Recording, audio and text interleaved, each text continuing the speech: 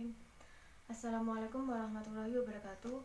Saya Wanda Imas Safitri dari kelas SMA kelompok 7 akan membahas materi tentang perancangan kontrak syariah. Yang pertama, pengertian kontrak syariah, yaitu perjanjian atau perikatan yang sengaja dibuat oleh para pihak secara tertulis berdasarkan prinsip syariah sebagai alat bukti bagi para pihak yang berkepentingan. Ini bisa digunakan apabila nantinya terjadi perselisihan sengketa.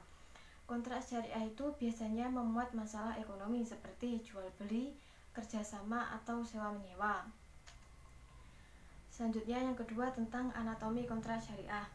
Pada dasarnya kontrak syariah itu tidak disyaratkan dalam bentuk atau format tertentu, karena dalam undang-undang tidak ada ketentuan secara tegas yang mengaturnya. Menurut asas konsensualisme itu, suatu perjanjian itu bisa terjadi apabila keduanya saling sepakat. Tetapi demi kepastian dan perlindungan konsumen serta sebagai alat bukti nantinya, itu suatu perjanjian itu sebaiknya dituangkan dalam bentuk tertulis atau dalam bentuk akta. Untuk strukturnya, kontrak syariah ini sama seperti kontrak-kontrak lainnya. Yang pertama tuh harus ada heading atau judul. Judul di sini adalah pemberian nama beserta nomor aktanya. Judul itu harus jelas dan singkat. Contohnya seperti perjanjian mudharabah. Yang kedua yaitu pembukaan atau opening. Biasanya pembukaan ini terdapat kalimat pembukaan seperti pada hari ini, tanggal, tahun, bulan, terus hadir di hadapan saya notaris, seperti itu. Yang ketiga itu komparisi. Komparisi itu identitas para pihak seperti nama, tempat tanggal lahir, nomor KTP, nomor akta. Dan dalam komparisi ini terdapat kedudukan atau kewenangan para pihak.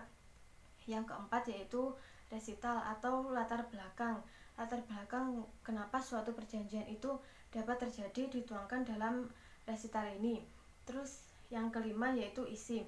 Isi di sini memuat hak dan kewajiban bagi para pihak. Dan dalam isi di sini bebas menentukan karena sesuai dengan kehendak para pihak itu sendiri, tapi tidak boleh melanggar undang-undang dan prinsip syariah. Dalam isi di sini, dalam perjanjian kontrak syariah itu biasanya termuat seperti jumlah pembiayaan, waktu, tujuan, keuntungan atau margin, bagi hasil, angsuran, jaminan, dan penyelesaian sengketa. Selanjutnya yaitu penutup. Penutup ini memuat hal-hal di luar perjanjian. Selanjutnya yaitu penandatanganan oleh para pihak dan 2 orang saksi. Dan terakhir itu bea materai. Bea materai ini digunakan sebagai pajak dokumen. Selanjutnya yang ketiga yaitu ada beberapa hal yang perlu diperhatikan dalam membuat kontrak syariah. Yang pertama, hal yang diperjanjikan itu harus jelas, objeknya itu harus jelas, jadi yang haram itu tidak boleh. Terus yang kedua, tidak terdapat gharar, jadi sesuatunya itu harus jelas. Yang ketiga, para pihak itu tidak boleh saling menzolimi atau dizolimi. Yang keempat, transaksi itu harus benar-benar adil, jadi menguntungkan bagi kedua belah pihak, tidak boleh merugikan satu pihak lain. Yang kelima, transaksi tersebut harus mengandung unsur atau prinsip kehati-hatian dan tidak mengandung unsur riba. Yang terakhir yaitu asas-asas dalam kontrak syariah. Asas itu berarti nilai-nilai yang dapat mempengaruhi suatu perbuatan atau landasan dari kontrak syariah itu sendiri.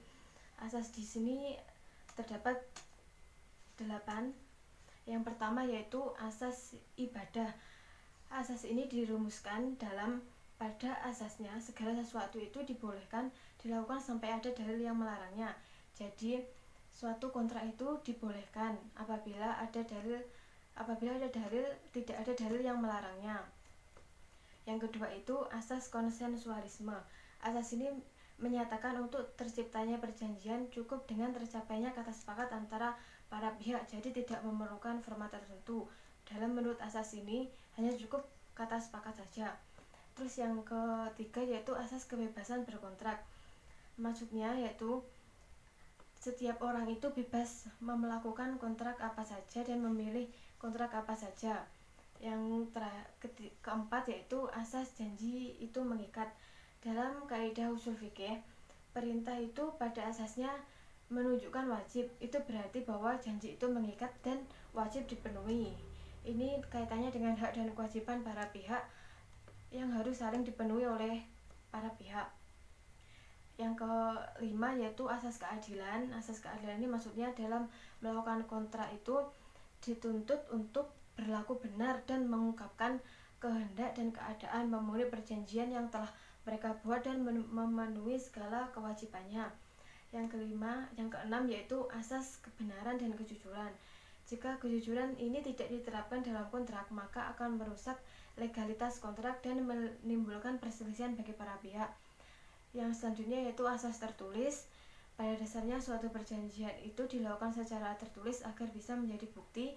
Dan yang terakhir itu asas kemanfaatan, yakni bahwa semua bentuk perjanjian yang dilakukan harus mendatangkan kemanfaatan dan kemaslahatan bagi para pihak yang mengikat dirinya dalam perjanjian maupun dalam masyarakat sekitar, meskipun tidak terdapat ketentuannya di dalam Al-Quran atau hadis. Cukup sekian presentasi dari saya, kurangnya saya mohon maaf. Wassalamualaikum warahmatullahi wabarakatuh.